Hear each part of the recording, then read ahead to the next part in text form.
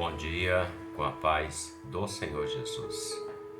Evangelho de Lucas, capítulo 13, o verso de número 22, declara assim: E percorria as cidades e as aldeias, ensinando e caminhando para Jerusalém. O texto fala dos últimos momentos do Senhor Jesus, do ministério terreno do Senhor Jesus. Jesus sabia que em Jerusalém, quando ele chegasse em Jerusalém, seria os últimos dias dele, em cumprimento à profecia, a missão ao qual o Pai deu a ele para que executasse por amor do mundo de tal maneira.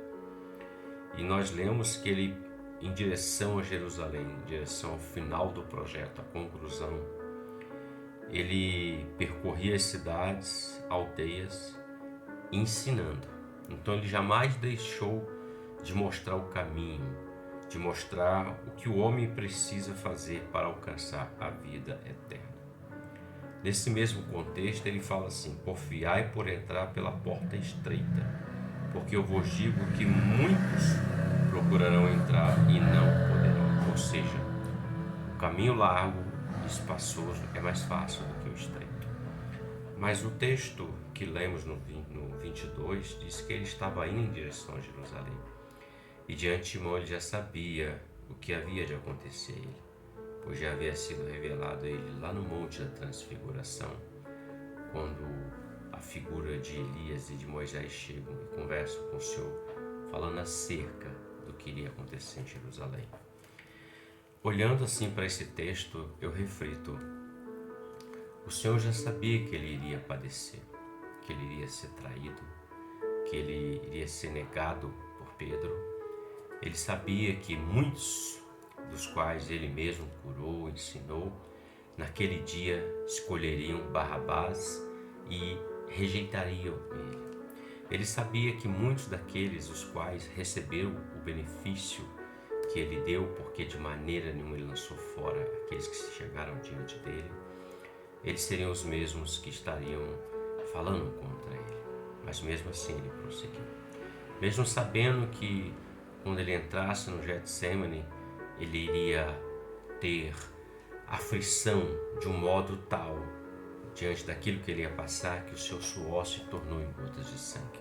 Ele sabia de tudo isso, mas ainda assim ele prosseguiu em direção a Jerusalém, por amor de você, por amor de mim, por amor de todo homem, toda mulher, todo ser humano que crê nele, que quer a eternidade com Deus. Eu aprendo que nós também temos uma Jerusalém para chegar nela. A nossa Jerusalém não é física, não é terrena. A nossa Jerusalém, para os que creem, fala da Jerusalém celestial, da salvação. E neste mundo, nesta caminhada em direção a Jerusalém, nós vamos passar por aflições. Paulo diz que as aflições desse tempo presente não se comparam à glória que há de ser revelada em Cristo.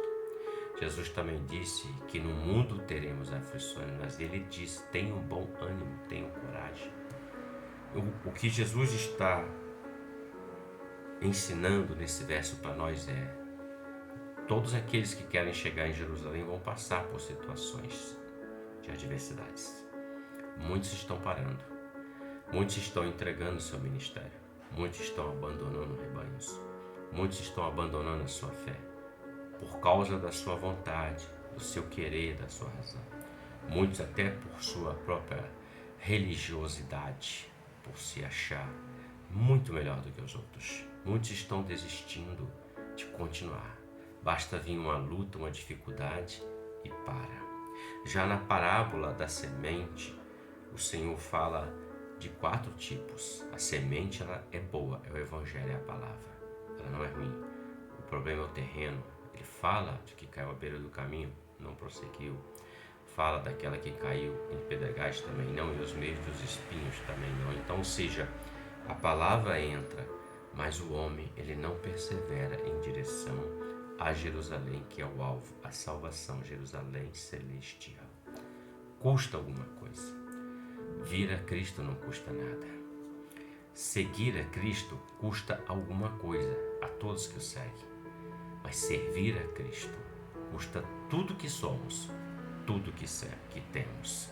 Ele diz: todo aquele que vem após mim, negue-se a si mesmo, tome cada dia a sua cruz e siga-me. Ou seja, custa tudo que somos e que temos. O amor a Deus, Deus não aceita um amor paralelo ou em segundo plano, não. Amar a Deus acima é o primeiro e grande mandamento, acima de tudo, acima de todas as coisas. E Jesus prosseguiu até o fim, por amor de você, por amor de mim, por amor de todo homem, todo ser humano que crê no Evangelho e crê na palavra. É um grande ensinamento para nós. Muitos estão desistindo, muitos estão deixando os ministérios, estão se esquecendo que foi o Senhor quem capacitou, o Senhor que levantou, o Senhor que posicionou, o Senhor que deu dom, deu graça, deu unção, deu poder. Estão seguindo o seu coração, a sua vida, os seus projetos, os seus sonhos, mas não querem realizar o projeto de Deus através dele. Noé construiu uma arca para realizar um projeto. Davi esperou o tempo de Deus para realizar um projeto. José esperou o tempo de Deus para realizar um projeto. Abraão esperou o tempo de Deus para realizar um projeto. A igreja foi levantada em Pentecostes, mais de 2000 anos atrás. Está caminhando sobre a face da terra, pregando o Evangelho, anunciando um projeto, esperando o cumprimento, o arrebatamento. O dia está chegando. E só vai subir aqueles que estão caminhando em direção a Jerusalém, mesmo com dor, mesmo com dificuldade, porque a nossa dor não é maior do que a promessa. A nossa luta não é maior do que aquilo que Deus tem para nós. Lá Ele vai enxugar todas as nossas lágrimas, não haverá mais dor, haverá só gozo, alegria no Senhor. Reflita sobre isso, não pare, não desista, continue caminhando, porque lá na frente Jerusalém te aguarda, e aquele que reina sobre ela, o Senhor Jesus, Ele te aguarda, Ele me aguarda com os braços abertos. Deus te abençoe e que você tenha um ótimo dia com a paz do Senhor Jesus. Amém.